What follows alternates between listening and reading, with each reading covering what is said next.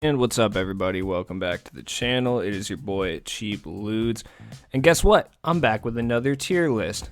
Hate it or love it, I'm here. Anyways, please like, comment, subscribe before we get started. Don't forget to drop your thoughts on which players deserve to be in what tiers, who should move up, who should move down in the comment section below. But let's get started here. So first off, we got S tier, obviously. Unquestionably the best cards in the game at this stage. A tier, very, very, very good cards. Just a shade under S tier, obviously. B tier, very usable cards. Any of these cards will probably help your lineup in some way, shape, or form. C tier, I would call them specialists, guys who do one or two things very, very well, and in the right hands can be very usable. And D tier, guys that can still definitely be used.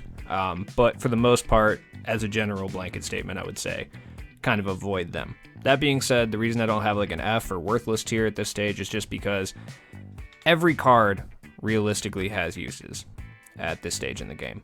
Even the worst of the worst cards still have uses when it comes to limited and things like that, which I will be factoring into some of my decisions. So I'll let you guys know what's up once we get to that point. So without further ado, let's get started with Andre Iguodala. Oh yeah, I should probably say that if you didn't check the title, we are doing the definitive small forward tiers, and only cards that register primary position small forward will be on this list. So let's start with Andre Iguodala. Andre Iguodala is a really, really good defensive card, but I would put him in C tier. Like I said, cards that do one or two things really, really well. He doesn't have the best jump shot. Even like when it comes to button timing, it's a little hard to time. If you are using shot stick, it's a little bit better for sure, but I in no means would call him a sharpshooter or anything. That being said, he's an incredibly good defensive card, got a lot of length, can block shots. He actually surprisingly has good passing statistics as well. So he's a very usable card. There's just much better options at small forward. Next up, we got Antoine Walker. Antoine Walker at this stage, he's a gold card. His statistics are a little low. I'm only putting him in D tier because he is incredibly useful during limited runs and things like that when you're kind of forced to use lower tier cards like that. But if you were playing unlimited or even TTO and things like that, you can just do so much better than Antoine Walker. That being said, as far as gold cards go, he does shoot the lights out compared to a lot of other gold cards. I mean, realistically, the only one I think that has a better 3-point rating, at least for myself, and shoots better is going to be Damon Jones. So next up, we got formerly the best card in the entire game, Ben Simmons. I would also put him in C tier. He is still incredibly fast. He plays good defense. If you rim run, he's still good. He can grab rebounds, play defense and stuff like that. But, it's Ben Simmons. You know this fucking guy can't shoot. He still can't shoot in this game. We haven't got the juice Ben Simmons yet. So I would still put him in C tier, though. He is still quite usable, especially in like limited runs and things like that. But still, like I said before, there's just better options, and he's always better to run at power forward anyway. Next up, we got Bernard King. I put him in B tier. He's basically just like a better version of like Iggy or Ben Simmons. He does everything they do, has a little bit better mid-range jump shot than Ben Simmons. I like shooting with Iggy a little bit better. Don't let the pink diamond fool you. He still doesn't really have a crazy good bad situation. There are amethysts, I think, that are a little better than him, but he's still not a terrible card. Next up, we got Bob Danridge. I've only played with this card a couple times, so I apologize if some people really do think this card is good. I just think he's basically C tier. Like, he's okay. He's a little bit undersized at small forward, but he does a decent job, and he can Evo up. But I would say, yeah, C tier is about his max. Next up, we got Brian Russell. I would say Brian Russell's in C tier as well, to be honest with you. He plays decent defense. He's got a really easy jump shot to time. He just doesn't have the best statistics, and his bad situation is a little low. That being said, he is an incredibly usable card. I do actually like this card. He's not terrible, man. This is okay. Next up, we got Carmelo. Fully evoed up, he's basically C tier. I can't really say that he's worse than any of these guys. He's better in some things, worse in others. He does a couple things really well. He's got that Carmelo jump shot, which is hard to shoot from the corners, but it is easy to time. So you can stroke a Carmelo. I've been stroked on by a couple of them, I'm not going to lie. Next up, we got Corey Maggette. Corey Maggette can also play a shooting guard, which is why I'm putting him above these guys. I mean, obviously Brian Russell can, but this Corey Maggette card's okay. Corey Maggette is a decent jump shot. I mean, nothing crazy, but it's okay.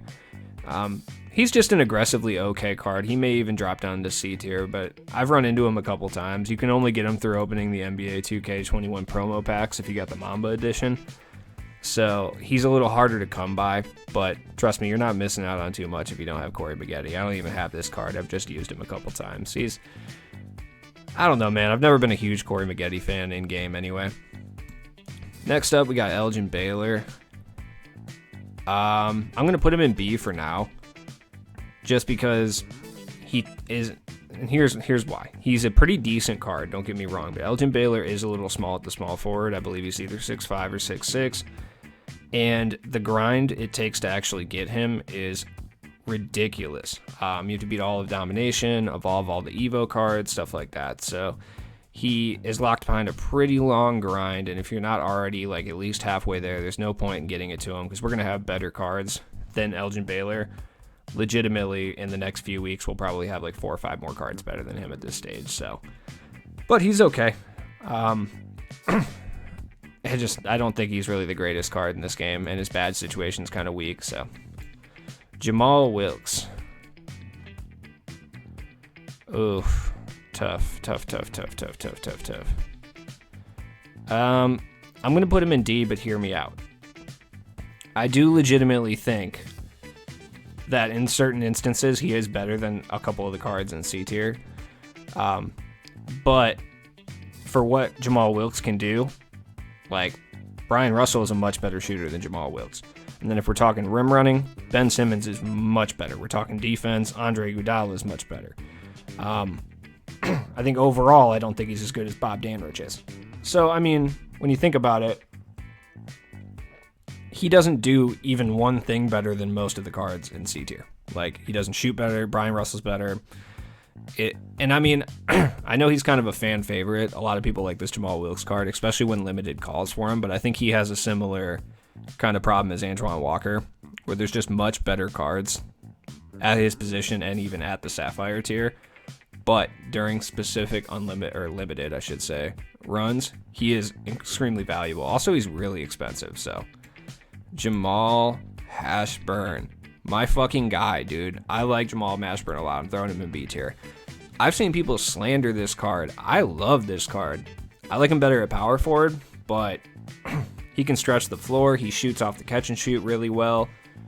He's tall. He can dunk pretty hard. He has good defensive badges and good passing badges.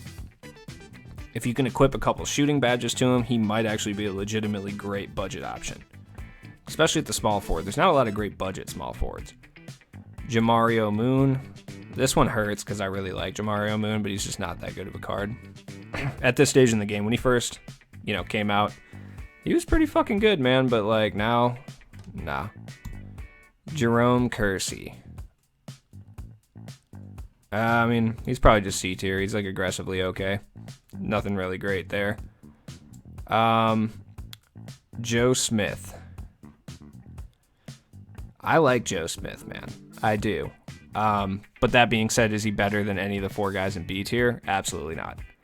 I think he's just basically, in my opinion, which honestly my opinion could be wrong, I think he's just kind of a worse version of Jamal Mashburn. Honestly. He's a little bit taller with a little bit longer wingspan, but yeah. Next up, we got Jonathan Isaac. Jonathan Isaac, in my opinion, is just worse Ben Simmons. A little bit better shooter. But the gap between Jonathan Isaac's jump shot and Ben Simmons, and then the gap between the rim running ability is pretty high. He's a good defensive card, but once again, he's going to be in D tier, where essentially you're only going to use him on special occurrences. Like, you're not going to see this guy in unlimited at this stage in the game. That's kind of my main thing. So Kawhi Leonard, I'd put him in B tier. It's Kawhi Leonard. Like, he's still really good. He plays defense. You can upgrade a few of his badges, so you can make him a little bit better at shooting and things like that. He's still, rim runs pretty well. I wouldn't say he's an elite card, but I think he's pretty good. This Kawhi Leonard, that's tough. You know what? I put him in C tier. He's actually pretty decent, and on certain limited runs, he's really, really good. That 70 overall limited run we had, he was legitimately S tier. He was the best possible card you could use. He was insane. Next up, we got Keith Van Horn. Keith Van Horn goes C tier. He can shoot pretty well, but I'd still take all 5 of these guys in B tier over him. My boy Kelly Tripucka. C. He shoots pretty well. He's a little small. I mean, for mustache alone, I feel like he should be in B tier, but I'm trying to be unbiased here. I'm gonna drop him in C tier. Kenny Walker. Kenny Walker's not very good, like at all. He's like a worse Robert Horry, so I'll put him down in D tier. Next up, we got Double Durant. See, that's tough. I mean, I'll put this Kevin Durant right in A tier. He's a really, really good card. That being said, his NBA current counterpart. Ooh, that's tough, man. That is really tough. Some people are really, really good with Kevin Durant, and some people aren't. But I just feel like body type alone, he gets to go in B tier. Like, I can't put him down here. There's no reason, so I'll put him right here in B. He's still usable. Lamar Odom, B. I was really stoked on this Lamar Odom card, but his jump shot's different. It's not the traditional base 11 that it was in previous years. In addition to that, he's got a low 3 with no shooting badges, which is kind of a bummer. I've always been a huge fan of Lamar Odom, but this card's just not that great. I regret locking him in, though, because he's kind of expensive. Next up, we got Larry Legend. Larry Legend is S tier still. I mean, he's literally one of the only cards in the game that can shoot contested shots like that. And he comes with gold range. He's an incredible card. He's not going to be doing much in the rim running, so if you're a rim runner, he's not going to be a great card for you. But to be honest with you, there's not very many small forwards that can shoot like Larry Bird, which is why he deserves to be an S tier. I mean, honestly. Latrell Sprewell. Sprewell's tough, man. He's a tough card to pinpoint. I'm going to put him in A tier, and the reason for it is, yeah, he's really good defensively, and he can actually like drive and dunk better than a lot of these cards in the entire game. He's fucking incredible. But I will say, at small forward, he's 6'5". He's a little undersized. He doesn't have the greatest speed with ball. That kind of hurts him a little bit. In addition to that, he has a really slow jump shot. It's not the slowest in the game or anything, but if you shoot with button timing, you're going to find that your opponent's going to be able to contest a lot easier just because it's a pretty slow jump shot. And that does hurt him. And also, he doesn't have like range extender and stuff that would really help out the card. So I'm going to put him in A tier just because the things he does well are incredible, and he does do pretty much everything well. He even shoots the ball well. It's just a little slow. If his jump shot was a little faster, he'd be absolute S tier. It'd be no question. Bron. Once again, he goes B. These 3 guys pretty much go together. I would use, over these 3 guys, I mean, I would probably use a lot of these cards over them. But that being said, if you play against someone who's upgraded Bron a little bit and knows how to use them, he is incredible. So I actually just added this today. We got the free Bron and the free Jimmy Butler yesterday. I don't know where this Bron goes, to be honest with you. He has no upgradable badges, which is super ridiculous. As far as I can tell, correct me if I'm wrong in the comments, but I tried to upgrade some, and I couldn't for whatever reason. Maybe the game's just fucked up. I don't know. He's still LeBron, but he's got a 71 three-pointer. He's just not incredibly good. He's just kind of there. Next up, we got Mark Aguirre. Mark Aguirre's decent. Just B tier. I would take Lamar Odom over him. Elgin Baylor for sure. No, not Corey Maggette. Honestly, personal preference, I'd take Jamal Mashburn over him. I like Jamal Mashburn a lot. Otto Porter, D. He's okay. Guys like him, though, you want to keep a hold of these guys and not sell them right away, just because A, all the cards from these tip-off sets are really expensive right now. B, you never know when Limited's going to require you to use like a full Emerald lineup or something. So guys like this might be kind of clutch later on, because Otto Porter can't shoot the ball really well. Paul George. I'm going to put him in A right now. And the reason for that is just because he's not for everyone. And I personally don't think he's S tier. If he could play shooting guard as well as small forward, he'd be S tier 100%. But I don't know, man. I'm just not the greatest with this card, and I can't say definitively that he's better than these 3 guys, like that these 2 guys. Like, I can't. The only reason Larry Bird's up in S tier is because if you play against someone that can shoot really well, Larry Bird is a fucking nightmare. And like, these guys, I feel like I've never played against anyone that really caused me tremendous pain with these guys, but Larry Bird, I've played against multiple people that have. So next up, we got Paul Pierce. I mean, undoubtedly, it's arguable that either him or Steph Curry is the best card in the game at this point, but I don't know, man. I'm not a huge Paul Pierce fan in NBA 2K21, but this card really is, at this stage in the game, fucking incredible. And if you got him, good for you. I do not have him. I'm not good enough at Unlimited to go and win that many games in a row, man. Also, quite frankly, I make too many YouTube videos, and I just don't fucking have time to play that much Unlimited. Paul Pressey. Dude, I hate this card's not good. This card is super not good. That's all I can say about it. Peja. I'm going to put Peja in C tier just because he has one of the easiest jump shots of time in the game. He's basically budget Larry Bird. He's got 9 gold badges, all shooting. Can't play defense for shit. But offensively, great. Next up, we got Purvis. Purvis is actually pretty decent, but he's nothing special. He's just like an okay B tier small forward. If you got him, go for it. But Reggie Williams, see, he's okay. He's got decent size. You can add a couple badges to him. He's not great, but his jump shot's easy to time. Richard Jefferson. This is my boy the first week of the game. Like, this was my guy.